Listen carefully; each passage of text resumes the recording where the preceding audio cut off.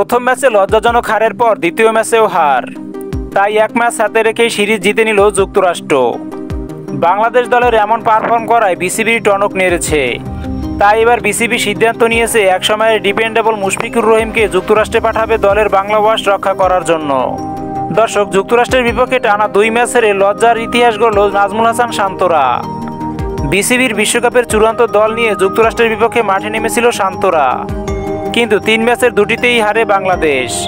তাই নিজেদের শেষ ম্যাচে খেলানোর জন্য নির্ভরযোগ্য ব্যাটসম্যান মুশফিকুর রহিমকে যুক্তরাষ্ট্রে পাঠানোর সিদ্ধান্ত নিয়েছে বিসিবি।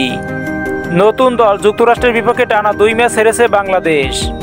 এ হারে 100তম হারের লজ্জার রেকর্ড গড়ল সবার প্রথম বাংলাদেশ। এটা সত্যিই বাংলাদেশ দলের জন্য লজ্জাজনক।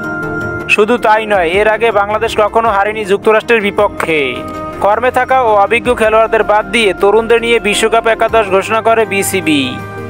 এ দলের অনেকেই আছেন অফ ফর্মে, কারণ প্রথমে শ্রীলঙ্কা ও জিম্বাবুয়ে, বর্তমানে যুক্তরাষ্ট্রের বিপক্ষে তাদের কোনো ফর্মের ইঙ্গিত পাওয়া যায়নি। দর্শক, কে কে চান মুশফিকুর রহিম যুক্তরাষ্ট্রে গিয়ে দলের সাথে যোগদান করুক তা কমেন্ট করে জানিয়ে দিন।